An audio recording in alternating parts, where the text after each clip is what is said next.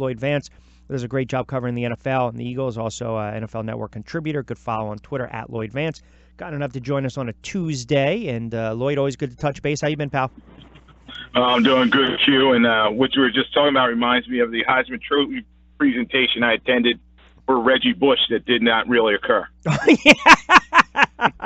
Yeah, I mean, what do you do? Do you first of all, did he give back that trophy? Well, they kind of just took his name off the list and said it never really happened. But I remember being there that night, and he won it, and then Brady Quinn was there, Matt Leinart, and McFadden, they came behind him. But, in these situations, it's just kind of shaky, when they're vacating stuff. But, they have to go back and do their due diligence, and sometimes penalties are involved in these situations. Yeah, and remember, back in the day, I mean, years, it was always the, quote, under-the-table payments, right? I mean, go back to SMU from the 70s to the 80s and the Pony Express and everything that happened regarding that university. One thing we do know, the Eagles do not have to give back the Super Bowl trophy, but it seems as though, the run that Nick Foles made, I think people have now put it to the level where it's almost godlike. And I don't know if you heard Polian's comments the other day where if you're the Eagles, you don't even entertain any type of conversation unless it's 2 1s and 2 2s. I know we kind of talked a little bit about this last week, but first of all, I think those comments are ludicrous. Secondly, are we putting too much stock in what Foles did only because he did it behind Carson Wentz, who is arguably, the MVP of the league, you can say?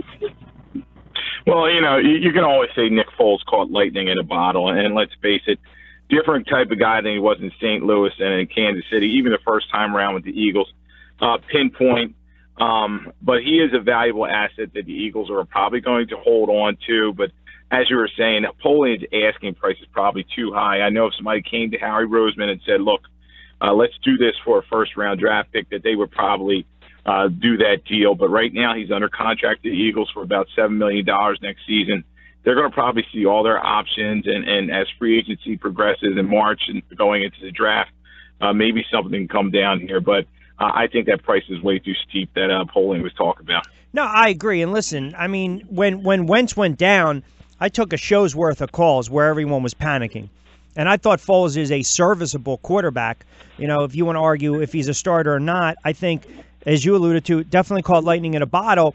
But again, I think you don't trade him right away. Listen, if that's the offer that's out there by said team, then if the Eagles don't do it, shame on them, because that's a king's ransom. But I think what they're going to do is they have to hold on him a little bit, even though his markability and the leverage is high right now. You have to hold on him because you're still not you're still concerned if Wentz is going to be fully healthy. And if you let him walk, then does that mean you have a ton of confidence in Sudfeld?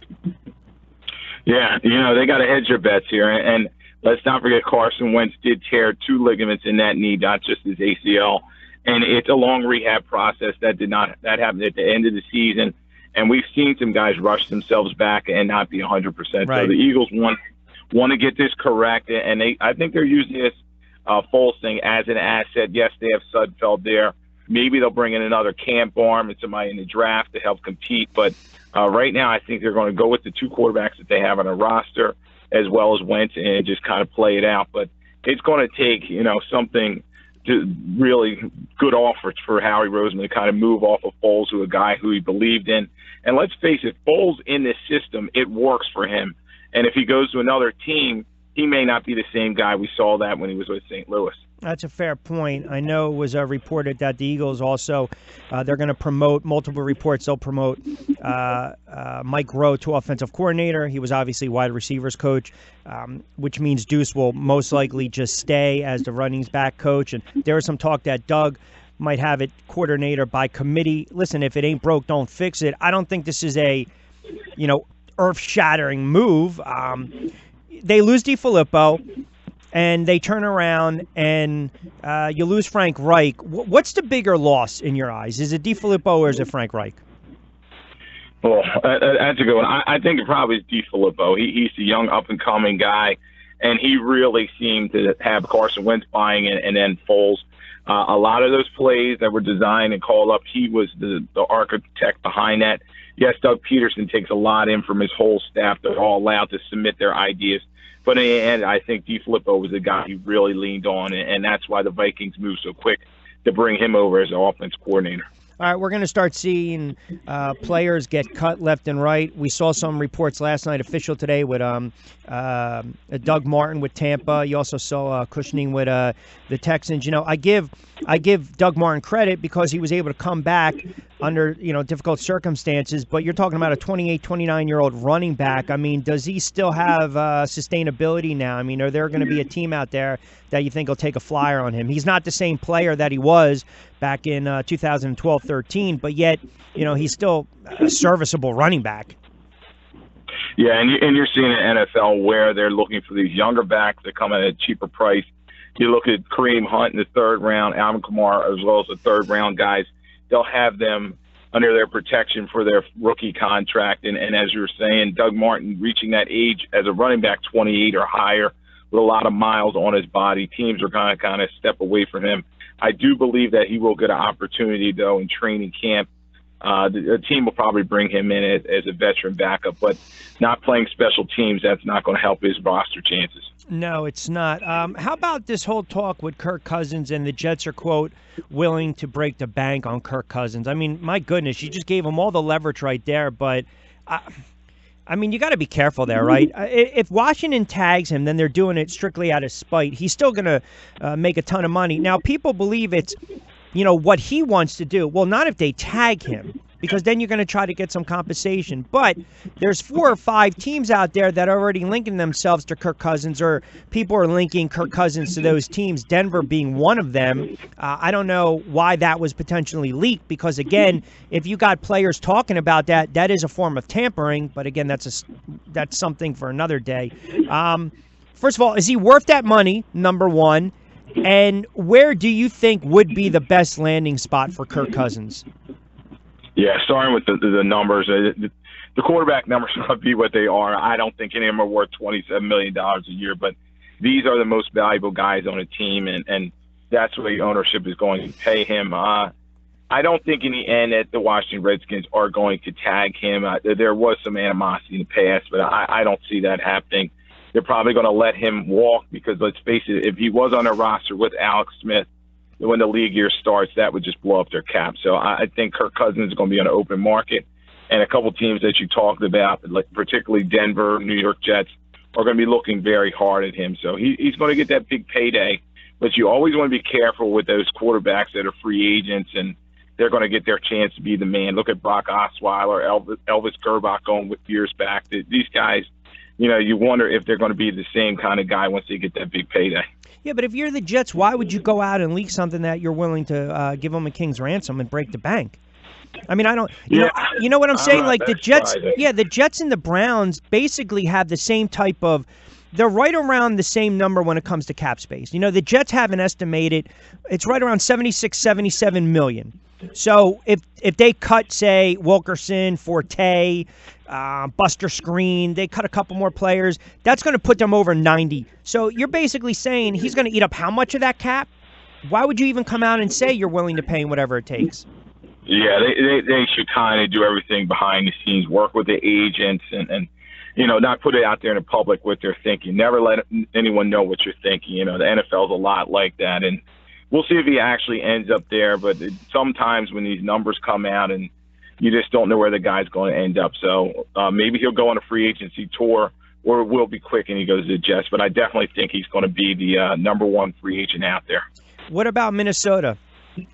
And I'll throw out I'll throw out a scenario. So Bradford maybe retires. Case Keenum goes and he cashes in on a payday. You have Bridgewater there, and I'll throw you another team. Maybe the Giants turn around because it seems as though they're not going to draft a quarterback. Maybe they go with Barkley at 2. They offer Bridgewater a short-term deal because he's coming off those injuries to back up Eli, which means that Minnesota would have 0 quarterbacks on their roster. Yeah, and then they definitely would have to make a play for him. What I'm hearing, though, is that Case Keenum probably will be signed or he's going to be franchised. They seem to like him as their guy. I think Kirk Cousins would bring a high price tag, and I don't know if the Vikings want to get in that situation. it will be interesting to see if Teddy Bridgewater does come back. Obviously, he said last year was his favorite year of his career, but I think he's going to look for an opportunity eventually to start. Maybe next year he'll come back on a value deal, though, with the Vikings. You know, Keenum and Foles are almost like the same boat, right? Journeyman quarterback, start a little bit in the league, have breakout moments. Keenum with a breakout year for his career. Foles with a breakout stretch run, a brilliant performance throughout the playoffs. But I always believe, and from those that I've spoken to, you know, there is still this sense of, are they going to revert back who many believe they really are? Right? I mean, can you keep that pace up? Because then you can say, well, wait, were they in bad systems with Fisher? Because they were both with Fisher.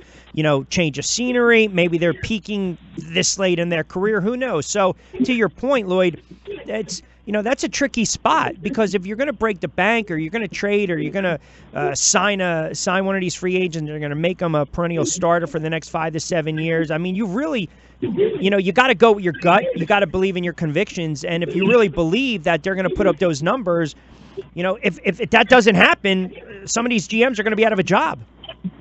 Yeah, and if I'm them, I approach this with apprehension, because we talk about all the different guys that weren't frontline quarterbacks that got that money and just couldn't live up to it. We saw Mike Glennon last year. And then, of course, a lot of free agents. You go back to Albert Hainsworth going to the Washington Redskins, situation like that, where they just are not living up to this hype and this price tag around it. So all these GMs got to make smart decisions. But if I'm them, I'm giving these guys value contracts. I'm not giving them the $25 million plus deals that some of these quarterbacks are looking for. Lastly, before I let you get out of here, Baker Mayfield said he's not going to attend the NFL draft. And I think people want to right away, well, this is another Johnny Manziel. Okay, I don't necessarily think that's it. I think he's a unique kind of personality, so to speak. At the end of the day, does this really hurt a player's draft stock? No, it won't. We saw Jameis Winston a couple of years ago not go, and he was selected number 1 overall. Joe Thomas didn't go way back in the day. He went fishing instead of going. So, they want this for the PR aspect. The league wants those guys out front, and I still think Baker Mayfield will be a teens to a late round, a first-round pick. So he's going to have his opportunity, but the league wants him there, but he's going to do his own thing. All right, it begins the offseason in the NFL. Lloyd, always great stuff, pal. We will talk next week. Always appreciate a couple moments. All right, thanks for having me on. All right, you got it. Lloyd Vance appearing on the Boardwalk Honda Hotline.